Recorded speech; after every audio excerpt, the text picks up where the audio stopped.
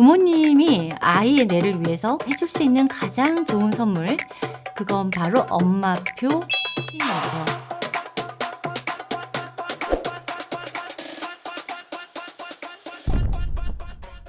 네, 안녕하세요. 뇌과학을 통해서 세계 평화를 꿈꾸는 이서아입니다. 지난 영상에서 우리 아이가 공부를 안 하는 게 아니라 뇌가 지쳐있는 상황이 있을 수 있다라는 이야기를 나눴었죠. 그럼 이제 궁금해지실 거예요.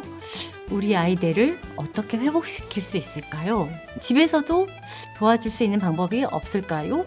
네, 정답을 말씀드리자면 당연히 가능합니다. 부모님이 아이의 뇌를 위해서 해줄 수 있는 가장 좋은 선물, 그건 바로 엄마표 루틴이죠. 뇌를 훈련시키는 그런 부분들을 제가 하고 있지만 엄마표 루틴을 먼저 우선하면 어떨까라는 생각이 들어서 이 영상을 만들어 보았습니다. 뇌는 반복과 예측 가능성에 민감하거든요. 쉽게 말하면 리듬에 반응하는 기관이에요. 매일 밤 10시에 잠자는 아이랑 매일 시간마다 다른 리듬으로 잠자는 아이, 어떤 아이가 집중력과 안정감이 더 좋을까요? 이건 뇌과학적으로도 좀 증명이 된 건데요. 여러분, 그 뇌 속에 시상하부라는 곳이 있어요. 그리고 전두엽이라는 부분이 있는데 루틴이 예측 가능할수록 에너지 소모가 줄어들어요. 그러면 집중력이 높아지는 특성이 있죠. 그래서 저희는 공장을 만든다는 얘기를 하거든요.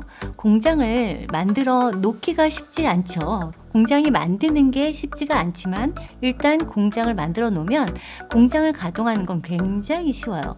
네, 뇌 입장에선 그렇습니다. 그래서 이 뇌는 어떤 복잡한 환경보다는 단순하고 일정한 자극에 가장 잘 반응하고 훈련합니다. 하루 10분이라도 일정한 루틴을 주면 아이의 뇌는 놀랍도록 안정되고 강해질 수 있어요, 여러분. 불안감이 심하고 짜증이 많았던 초등학교 아이가 있었거든요. 그 아이의 루틴의 힘을 보여준 사례가 생각이 나서 말씀을 드릴게요. 이 친구는 학습을 시작하면 일단은 벌써 기분이 안 좋죠. 네, 그러다가 보면 집중이 정말 5분도 안 되는 거예요. 엄마 입장에서는 어떻죠? 복장이 터지시죠. 아이는 그럴수록 점점 더 집중력이 약해지거든요. 그래서 우리가 집에서 할 수 있는 10분 뇌 루틴을 한번 만들어 보기로 한 거죠. 아침에 일어날 때 아이를 이렇게 약간 안마처럼 이렇게 주물러 주면서 일어나게 하면서 그 호흡을 같이 한 3분에서 5분 정도 시키는 거예요. 그 호흡을 해서 아침에 루틴을 시작하게 하고, 그리고 공부를 하기 전에 어머님이 조용한 음악, 아이가 편안해하는 음악을 한 2, 3분 정도 듣게 했어요. 제일 중요한 건 전 자기 전이었다고 생각을 하는데, 자기 전에 책을 읽거나 아니면 그날의 정리를 하는 대화를 하는데 여기서 중요한 포인트는 긍정적인 거, 좋았던 거, 그런 부분에 대해서 더 많이 얘기를 나누었던 거죠. 처음에는 이게 뭘까 싶었겠지만 한 3주 정도 지나니까 약간씩 변화가 보이기 시작했어요. 아이가 일단 공부 시작할 때 조금 편안한 상태에서 공부를 시작할 수가 있었어요. 그리고 한 달 뒤에는 이 아이는 항상 엄마에게 습관적으로 의존적인 모습을 보였었는데요. 아이가 내가 할 수 있는 걸 것 같아, 이런 식으로 단호하게 얘기를 하더래요. 뇌가 안정이 되는 과정에 있었다고 생각을 하거든요. 뇌가 안정이 되면 아이의 감정, 행동, 인지가 같이 바뀌어요.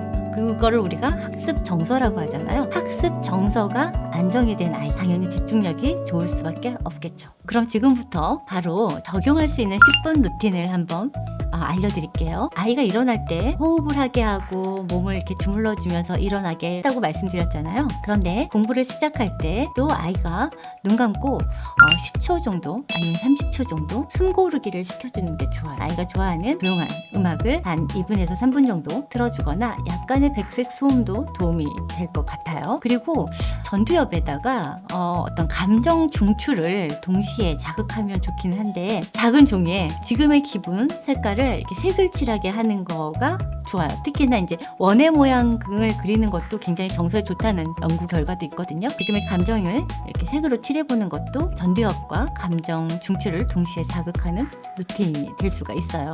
집중을 할 수 있는 그 전환의 루틴이 필요한데요. 책상에 앉아서 오늘 해야 할 일을 한 개만, 정말 계획만 쓰다가 말 수가 있잖아요, 여러분. 그래서 한 개만. 그리고 쓰는 거에서 끝이지 말고 난 오늘 뭐를 할 거야, 라고 말을 하는 거죠. 그때에 지금 집중할 수 있을까? 스스로 질문을 한번 해보고 집중할 수 있을까 다음에 난 집중할 수 있을 거야 라고 얘기하게끔 하는 것도 중요해요. 그래서 뇌의 계획 기능을 깨워주는 단순하지만 강력한 습관을 키워주는 것도 되게 중요합니다. 그 다음에 마무리를 하자면 하루 중에서 가장 중요했던 것들이 뇌로 저장이 되는 시간이거든요. 그래서 자기 전에 하루 중에서 가장 좋았었던 순간 한 가지씩을 떠올려 보는 것도 되게 중요해요. 그거를 아이들한테 루틴으로 만들어주면 굉장히 긍정적인 감정으로 정서로 자라날 수 있거든요. 그리고 제가 어떤 가정에서 감사일기를 쓰셨는데 감사일기를 그냥 쓰는 것뿐만이 아니라 메모지에다가 오늘 감사했었던 거 3가지 적어서 통장에다 동전 넣는 것처럼 가족들이 이렇게 넣은 거죠. 그리고 오늘 이러이러해서 되게 감사했어요. 이렇게 얘기를 하더라고요. 굉장히 좋았다고 얘기를 하시더라고요. 부모님들도. 그래서 정말 아주 작은 거라도 반찬이 뭐가 맛있었어요. 뭐 이래서 너무 감사했어요. 뭐 이런 아주 사소하고 단순한 것도 작은 것에 감사하는 걸 깨우치기 때문에 아이들 정서에 굉장히 좋죠. 이렇게 수면 전에 긍정적인 감정이 뇌 회복력, 안정성에 아주 결정적으로 역할을 하는 거죠. 자, 여러분, 제가 이거를 나눠서 설명을 해드렸는데도 10분이면 정말 충분합니다. 중요한 건 루틴을 아주 거창하게 만드는 게 아니라 아까 말씀드렸듯이 반복하고 익숙하게 만드는 것이죠. 오늘 알려드린 10분 루틴 어떠셨나요? 뇌는 반복되는 작은 리듬에 반응하고 부모가 만드는 안정적인 환경이 아이의 뇌 발달에 굉장히 좋은 자극이 됩니다. 바쁘고 힘든 하루를 보내시는 부모님들, 그래도 우리 아이를 위해서 짧은 10분의 뇌 루틴을 만들어 보시는 게 어떠실까요? 다음 영상에서는 초등학교, 중학교 때 굉장히 고전을 하다가 자신이 목표하는 대학 스카이를 가는 사례를 한번 말씀을 드려볼까 해요. 이서아의 뇌톡톡 오늘도 함께 해주셔서 감사합니다.